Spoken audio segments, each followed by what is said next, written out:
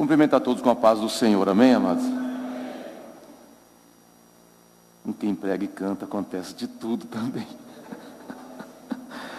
De eu sair de Cuiabá, fui pregar em Mirassol do Oeste. E estava mal, ruim que eu estava. É muito alto o som aqui. E eu tinha que pregar, fui lá para pregar. E eu preguei vendo estrela. Eu não sabia que estava com dengue. Pensa numa situação difícil. Você pregar com dengue. Mas aquelas estrelinhas, quem já teve dengue sabe como é que é? Aquelas estrelinhas assim, né? Eu não sabia o que era. A perna tremia. O que está acontecendo comigo? Será que tem um demônio aqui em mim? Tem de tudo. Mas eu cumprimento a todos com a paz do Senhor, amém, amados? Quero trazer uma palavra de agradecimento a todos os que trabalharam para o bom andamento do culto ontem à noite. Culto do peão, ou com característica de sertanejo, né? Foi uma benção, amém, igreja?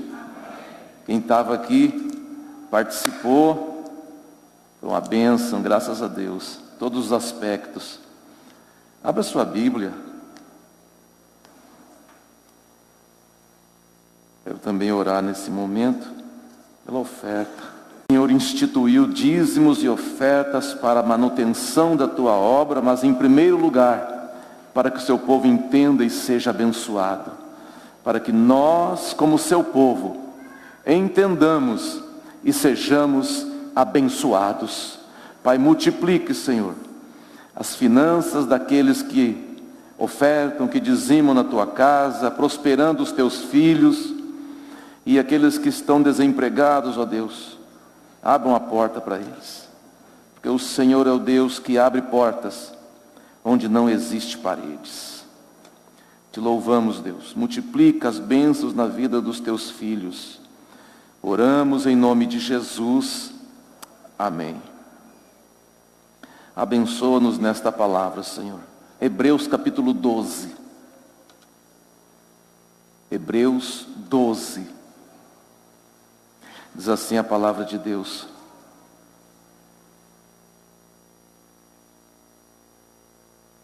12, 1, 2 e 3.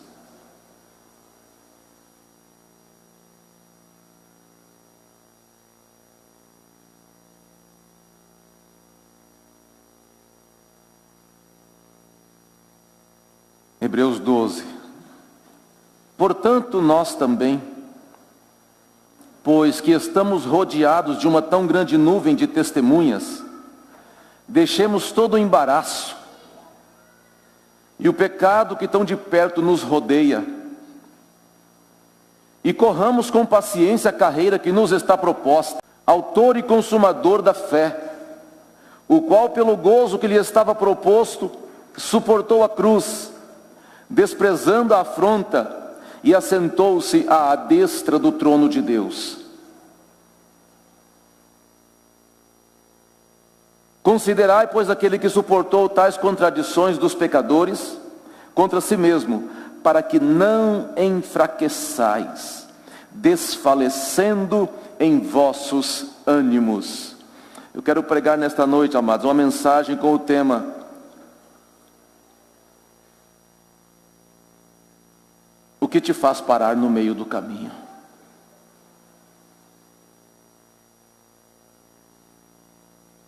A Bíblia diz aqui: olhando para Jesus, autor e consumador da fé. O nome da mensagem é: o que te faz parar no meio do caminho? Se você quiser anotar algumas coisas, pega um papel aí, uma caneta.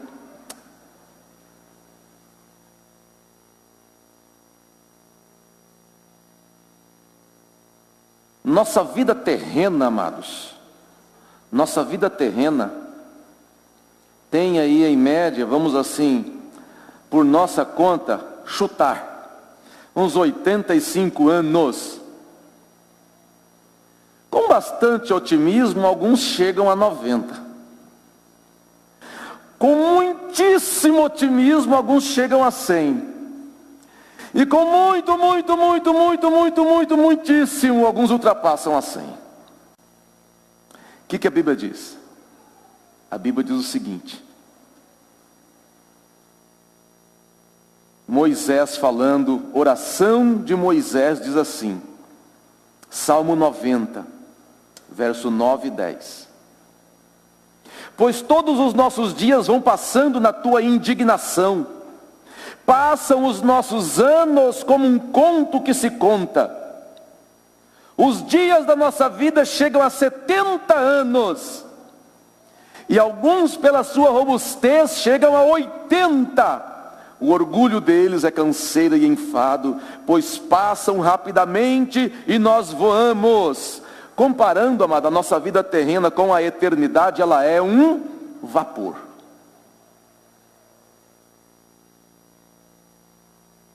Como eu disse, 100 anos, né?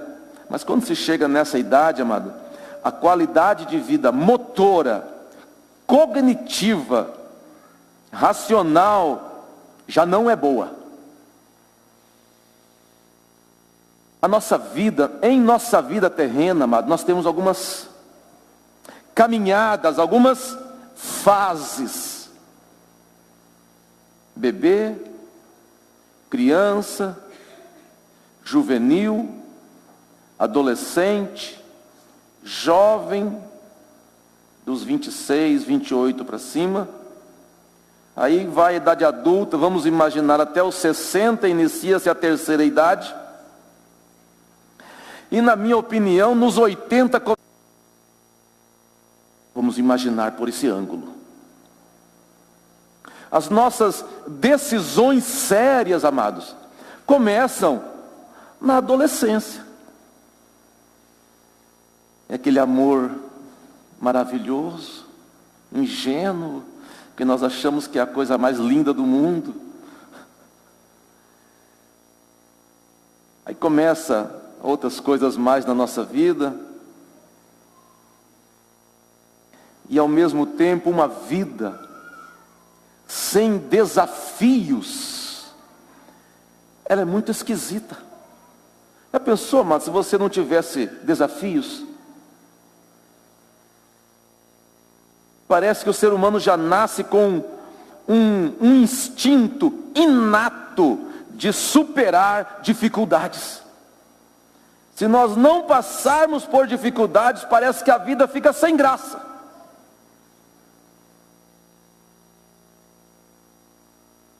Quem sofre muito, quem trabalha muito nas fases de juvenil e adolescência, amadurece em um menor espaço de tempo e cria rapidamente um senso de responsabilidade.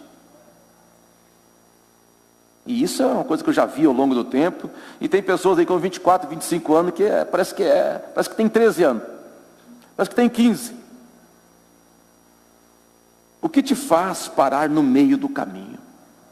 Para agora nós entrarmos no cerne do assunto. O que te faz parar no meio do caminho?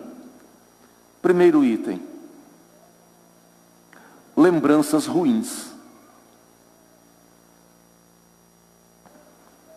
Em um certo momento da vida, amado, aquela pessoa que era o seu namorado, sua namorada, te deu um fora, e não deu uma semana, você viu aquela pessoa nos braços de uma outra pessoa. E aí? Você viu ela nos braços de uma outra pessoa, mas olha só que situação desagradável. A pessoa se sentiu traída e passou a ter um comportamento excessivamente frio, grosseiro, desabafa dizendo que todos os homens são iguais e todas as mulheres não prestam. Será que é assim? Será que isso é uma verdade, amado? Que todos os homens são iguais? Não são. Se a mulher aprontou, todas as mulheres não prestam, amado? Claro que não. A pessoa não consegue mais se relacionar com ninguém, A pessoa cria um bloqueio dentro dela, uma desconfiança de tudo e de todos. E uma coisa é certa: a pessoa vai ficar lamentando sobre o leite derramado, lamentando sobre o arroz já queimado. Até terapia, sessão de cura interior. E aqui na nossa igreja, mas com certeza tem pessoas que estão passando por isso. Mas a boa notícia é que na igreja também tem pessoas que podem te ajudar. Aleluia, igreja. E você não existe para viver nesta prisão de lembranças ruins. A nossa igreja tem pessoas que podem te ajudar, que te faz parar. Eu conheci um caso, os irmãos também, ficar preso àqueles que já morreram. A morte parece que é um estigma, né? Perder uma pessoa querida é muito ruim. Porém, amados, todo mundo morre. Alguém tem 200 anos aqui? Seu tataravô está vivo ainda? Não está, já foi há muito tempo. Todo mundo morre e fisicamente iremos morrer. A morte faz parte desta vida terrena, é inevitável. Não podemos, amados, levar os restos mortais dos nossos parentes de uma cidade para outra, só porque é nosso parente. Já morreu faz 15 anos, e você muda de cidade e vai levar os restos mortais dele para outra cidade. A igreja achou aquilo um absurdo, e realmente, era e é um absurdo.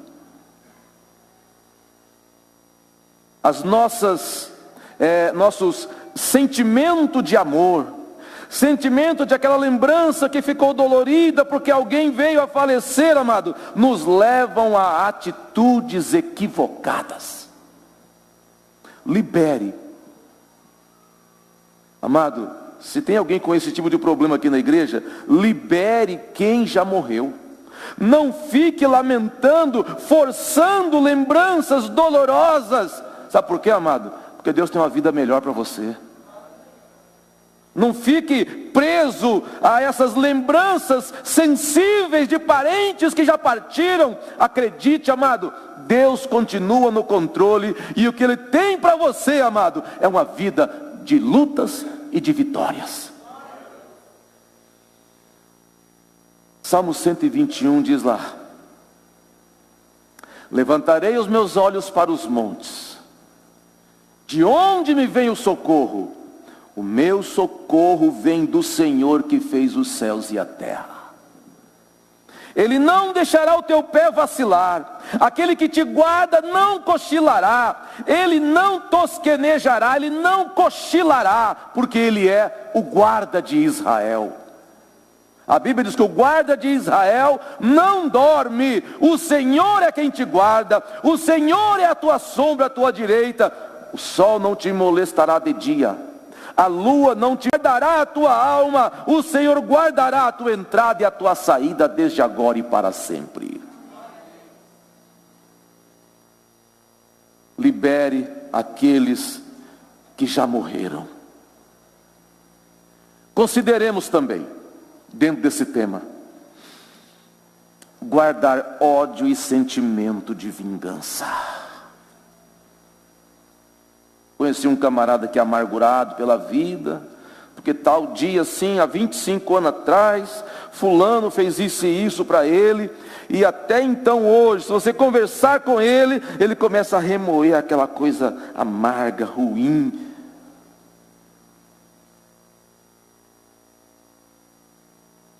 Não sei se aqui dentro tem pessoas, mas pode ser que tenha.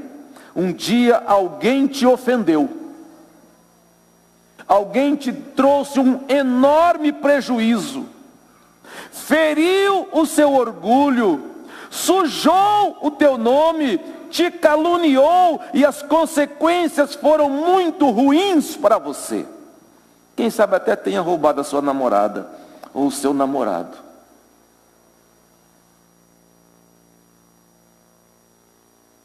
As consequências foram amargas. E administrar tudo isso, amado, realmente é muito ruim. Quem vai dizer que é fácil? Não é fácil. Também não é impossível. Agora vamos analisar aqui pela visão de Jesus. Em primeiro lugar, já aconteceu. Segundo, olhar somente com a visão humana, além de não resolver, gera na pessoa uma sensação horrível de desprazer. Eu fui procurar como é que se chamava esse hormônio do desprazer. Adrenocorticotrópico. Meu Deus do céu. Só sei que é uma sensação, amado, horrível. Nossas emoções ficam abaladas, a pessoa fica bloqueada. Onde você encontra aquela pessoa, parece que o ambiente está tóxico.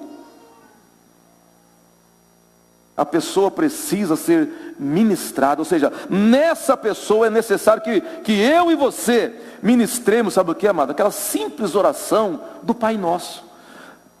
Não é um mistério a oração do Pai Nosso. Não tem ali um fogo sobrenatural, não.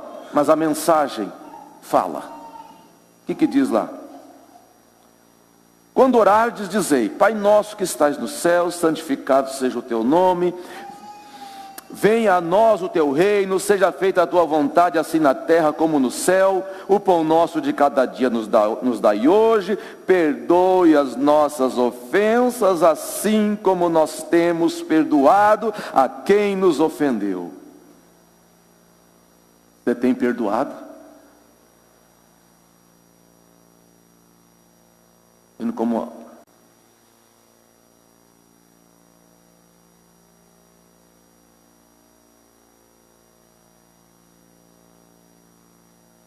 diz o apóstolo Paulo: não erreis, Deus não se deixa escarnecer, porque tudo que o homem semear, isso ele também ceifará.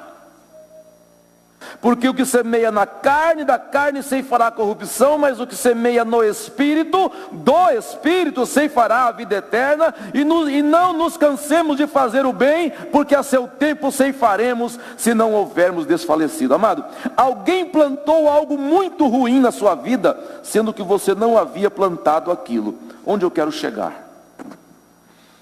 Ele plantou na sua vida algo muito ruim, e eu quero dizer para você que a situação dele é pior do que a sua. Ou você está colhendo algo ruim sem você plantar, ou você já colheu, e essa pessoa que plantou isso na sua vida, ele ainda vai colher. A situação dele é pior do que a sua.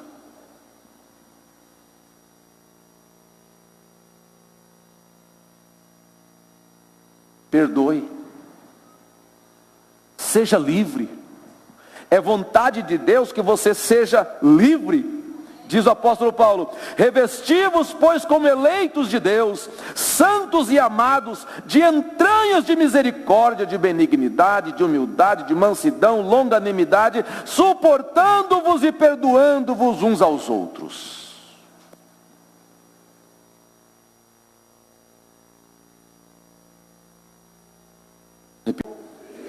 Perdoar. O que te faz parar no meio do caminho?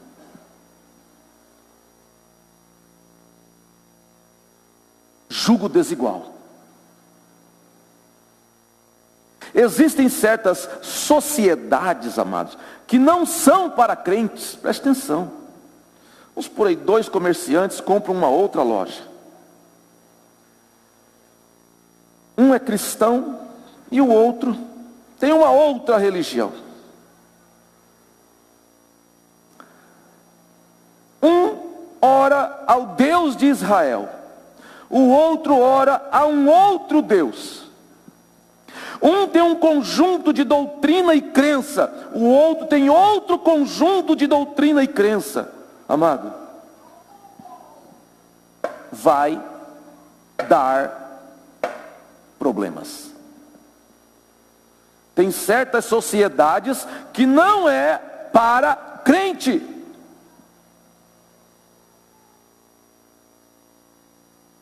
Um adora Jesus como centro, o outro adora um outro ser. Um tem a Bíblia como verdade absoluta, o outro tem como um livro cheio de lendas. Será que essa sociedade vai longe? O que te faz parar no meio do caminho? Problemas espirituais não resolvidos. Entenda comigo, um princípio liberto é outra. Mas ser liberto não é uma consequência? É uma consequência que virá através de um processo. O que te faz parar no meio do caminho? Ficar satisfeito em atuar na média. Ficar satisfeito em ser mediano. Se você para um pouquinho para ver algumas reportagens, alguns avanços tecnológicos, a vida de algumas empresas, o bom já não serve mais. Tá assim, o bom já não está bom. A pessoa precisa ser excelente. O bom mecânico hoje aqui em Tangará já não está bom. Existe um que é excelente. O bom pintor já não está bom. Precisa ser excelente.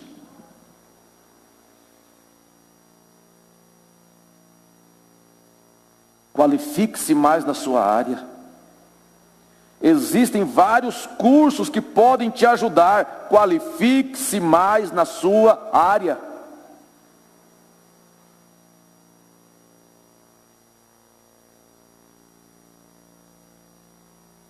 Busque a excelência. Entenda que a excelência será algo bom para você, algo muito útil para a sua vida. Busque a excelência no Deus da graça, que fará um milagre na sua vida, mas a sua parte você tem que fazer.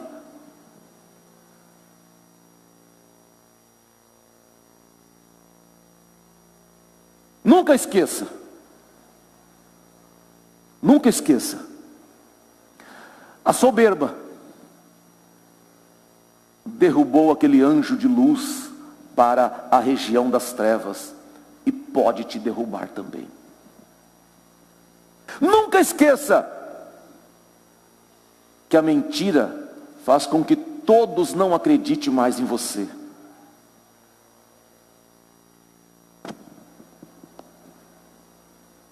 E por causa da mentira, dentro de um contexto da igreja, Deus matou Ananias e Safira. Nunca esqueça o engano.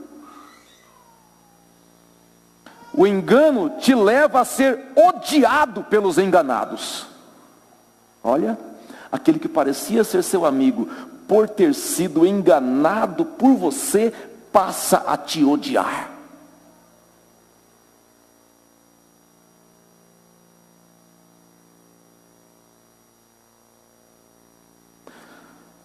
O egoísmo, que também às vezes é chamado de, a pessoa é chamada de egocêntrica, leva as pessoas a te rejeitarem. Nunca esqueça a violência. A violência a receber na mesma medida. Nunca deixe de ler bons livros. Apóstolo Paulo, 2 Coríntios capítulo 4, verso 13, fala bem assim. E quando Paulo escreveu aqui, amado, ele já tinha mais de 65 anos. Presta atenção. Ele fala para Timóteo: quando vieres, traze a capa que deixei em Troade, lá na casa de Carpo. E os livros, principalmente os pergaminhos, que eram rolos bem rudes, onde eles escreviam livros e outras coisas mais. Traga os livros, traga principalmente os pergaminhos. Amado, culturalmente o brasileiro não gosta de ler. Nós somos assim. É lógico que entre uma multidão tem aqueles que gostam, mas a grande maioria não gosta. Procure ler. Se você começar a ler, ou ler bastante, ou continuar lendo, você não vai ficar para trás. Alguém vai ficar para trás de você, mas você não ficará atrasado. Ame a leitura. Nunca deixe de ler, de comparar, de estudar. Ame a leitura.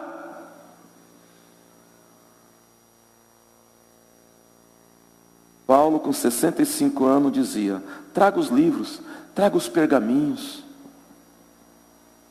que te faz parar. Só olha para quem está do seu lado. Ser morno. João escreveu as palavras de Jesus lá no livro do Apocalipse: conheço as tuas obras, que nem és quente nem frio, quem deras fosse ou quente ou frio, mas como não é nem quente nem frio, eu estou a ponto de te vomitar. Estou a ponto de te vomitar. Isso nos traz o que, amado? Nos traz uma visão, sabe do que? Um entendimento de meio termo. Você conhece aquela gíria popular no meio dos crentes, do crente Raimundo, um pé na igreja e outro no mundo? A Bíblia nos mostra que Deus não se agrada de um crente com o coração dividido, com um coração indeciso, com o coração servindo a dois senhores. E continua aqui. Você fala: sou rico e estou enriquecido e de nada tenho falta, e não sabes que és um desgraçado e miserável, pobre, cego e nu. Aconselho-te que de mim compres ouro provado no fogo para que te enriqueças. Ou seja, amado, o texto aqui está dizendo do quê? De ouro verdadeiro, ou seja, que a sua verdadeira riqueza seja algo espiritual.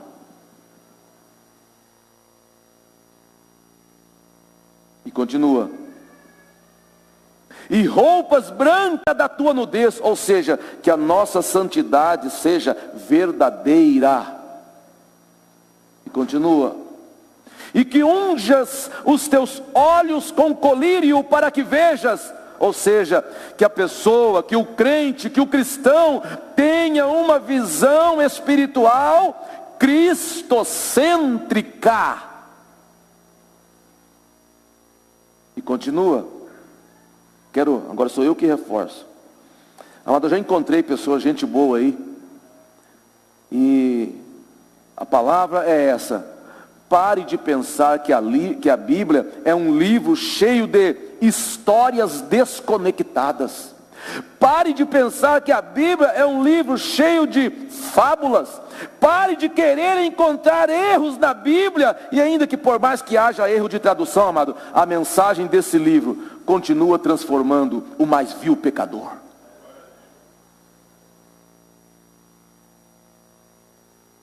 E diz aqui Jesus: eu repreendo e castigo a todos quantos amo. Sê, pois, zeloso e arrepende-te. Jesus está falando em outras palavras: não brinque com o pecado. Ele está dizendo: não baixe a guarda, fique sempre atento. E eu reforço: o céu pertence aos vencedores. Igreja, o céu pertence aos vencedores. Quem são os vencedores? Aqueles que estão mergulhados na graça que há em Cristo.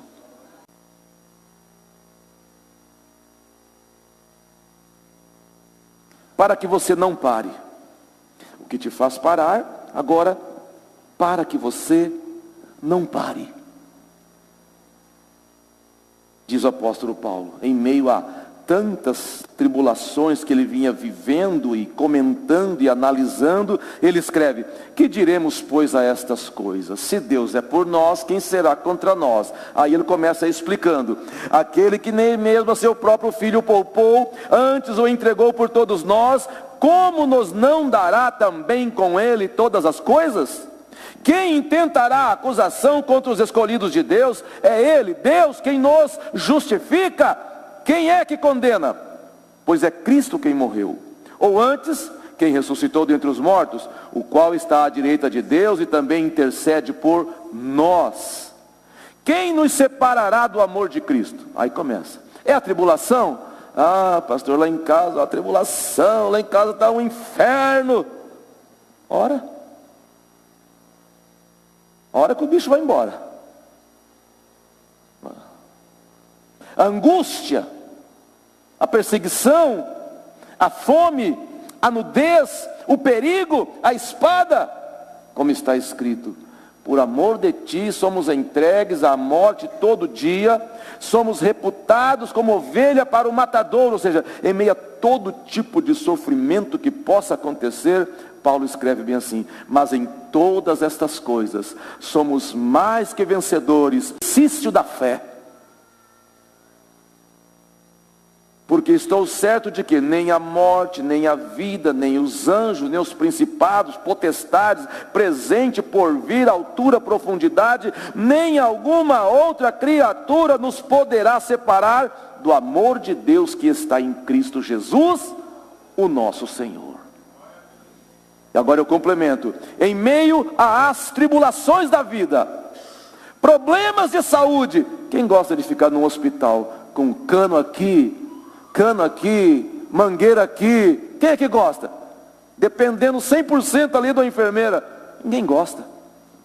Problemas de saúde, dívidas, finanças, problemas conjugais, projetos, sonhos. Amado, olhe sempre para Jesus. Todo mundo da igreja pode te decepcionar, mas o Jesus da igreja não. Jamais te decepcionará. Não deixe, amado, que a pressão, que a opressão daqueles não cristãos ofusque o brilho de Cristo que há em sua vida. Não permita.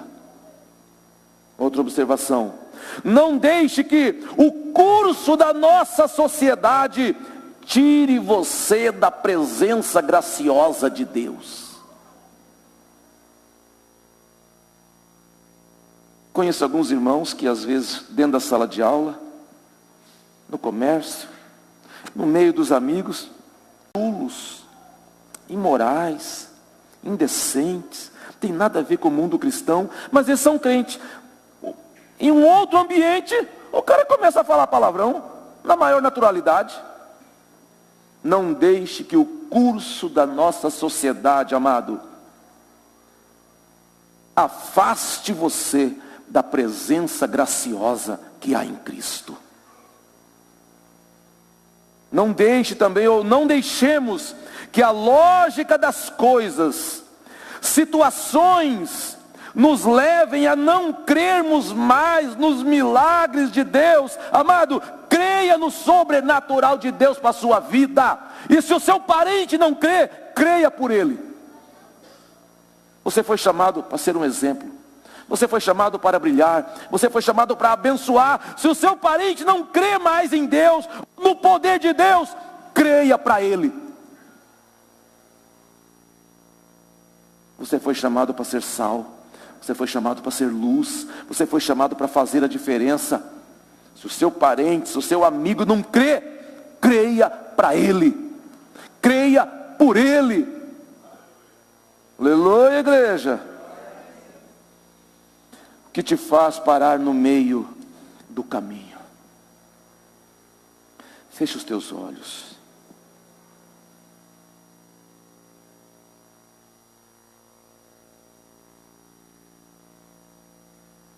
Você que parou, ou deu a entender que você deu uma estacionada, pare tudo. Agora, de uma outra maneira, agora pare tudo.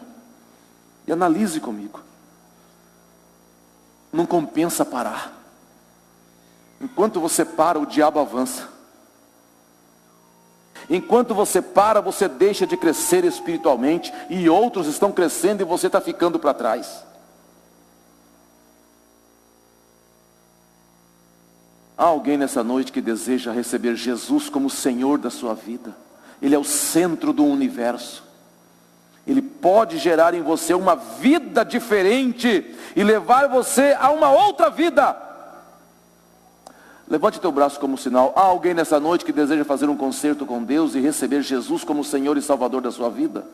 Dê um sinal com o teu braço. Há alguém nessa noite? Estou te dando essa oportunidade porque eu sei o que eu estou fazendo. Há alguém nessa noite que quer fazer um concerto com Deus, amado? Abandonar essa vida de pecado, essa vida vazia, essa vida de mundão. Chega, chega, chega! Eu quero é Jesus agora. Há alguém? Levante seu braço como um sinal. Nós como igreja queremos te ajudar. Queremos estar com você. Queremos andar com você. Queremos chorar com você. Mas uma coisa é certa, a vitória já está garantida na cruz do Calvário. Há alguém nessa noite? Deseja fazer um concerto com Deus?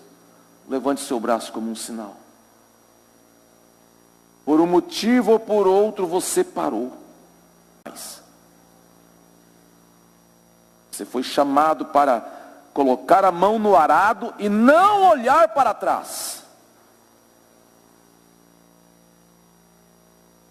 Há alguém? Te dou essa oportunidade de um recomeço. De um começo ou de um recomeço. O importante é que você comece a seguir a Cristo. Não havendo, vamos em frente. Os irmãos que vão servir a ceia do Senhor, por favor, cheguem para cá.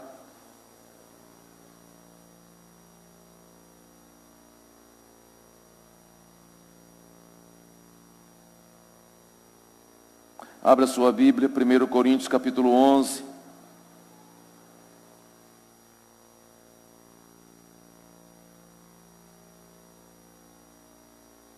Primeiro Coríntios capítulo 11, verso 23, diz o seguinte: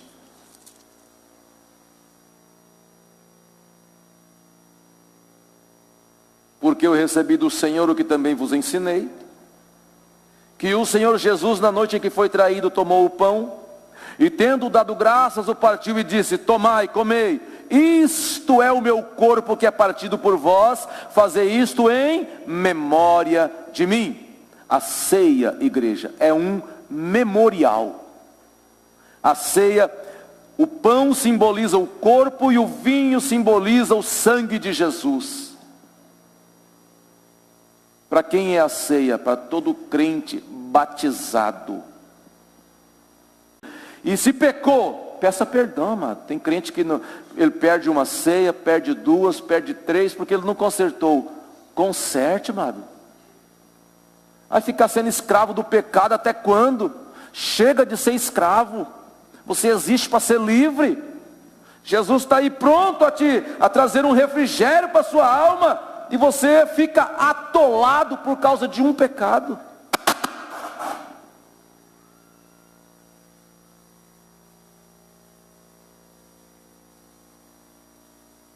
Você que pretende cear, fique de pé e vamos orar.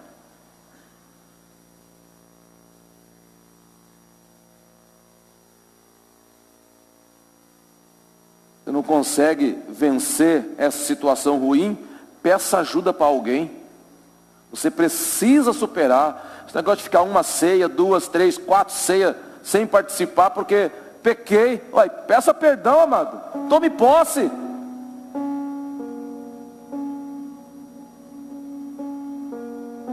Oremos ao Senhor. Fecha os teus olhos. Pai, te louvamos, porque o Senhor é a nossa vida. O Senhor é a nossa paz. É aquele que nos une ao Pai. Jesus, o Senhor é aquele que nos une ao Pai. Nesse momento de reflexão, que o teu Espírito, Jesus, continue agindo em nossos corações, falando, nos levando a uma profunda reflexão. Espírito Santo, nos incomode, porque isso é bom. Nos incomode, porque isso é bom.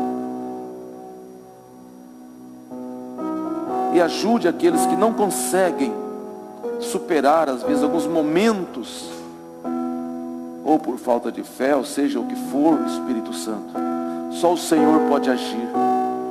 Só o Senhor pode tocar no profundo ser humano, para que o ser, essa pessoa, supere. Apresentamos a Ti este vinho, este pão, que para nós simboliza o corpo e o sangue de Jesus, sofrido, vertido lá na cruz do Calvário, para que todo aquele que nele crê, não pereça, mas tenha a vida eterna. Você que vai cear, continue de pé. A ceia não é uma propriedade da igreja. Se você é de outra igreja, vai estar em paz com Deus, consciência limpa, você tem liberdade. Ao pegar o pão e o cálice, não come e não beba. Espere a orientação sair do altar. Até lá, cantemos ao Senhor.